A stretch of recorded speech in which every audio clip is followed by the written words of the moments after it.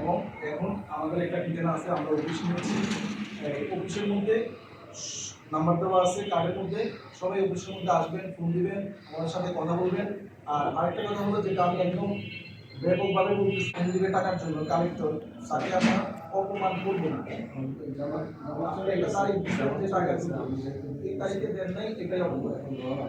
আপনি গালি দেওয়া সেটাকে অপমান আপনি তাকে একটা গুরুত্বপূর্ণ লোক, সে অন্য কাজ করে, কিন্তু আপনাকে সেই অন্য কাজ করে আপনাকে 2 মিনিট বের করে গুরুত্বপূর্ণ সময় বের করে আপনাকে ফোন দিছে। আপনি ফোন দেওয়ার পরে, ভাই আমি 10 তারিখে টাকাটা দিব, কিন্তু আপনি দেন নাই, এটাই আপনার ওনাকে অপমান করা।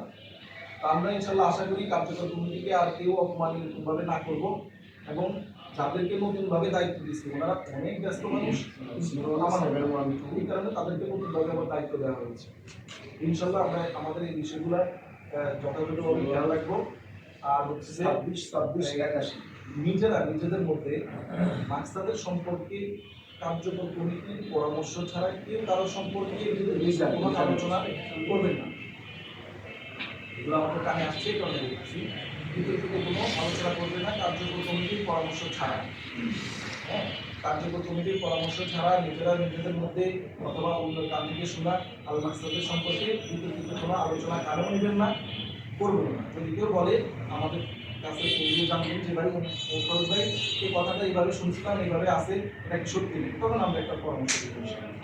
এটা ব্যাপার ইনশাল্লাহ আমরা আল মাকসাদ পরিবার একসাথে থাকবো, একসাথে আছি।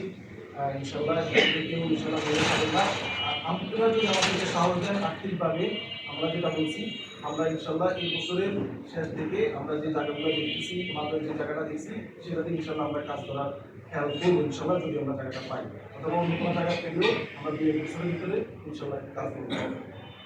তো আমার বক্তব্য এখানে শেষ করতেছি, এবং আমার জন্য দোয়া চাই, সকলে দোয়া করবেন, যারা দোয়া চেয়েছেন সকলের জন্য দোয়া করবেন। আসসালামু আলাইকুম।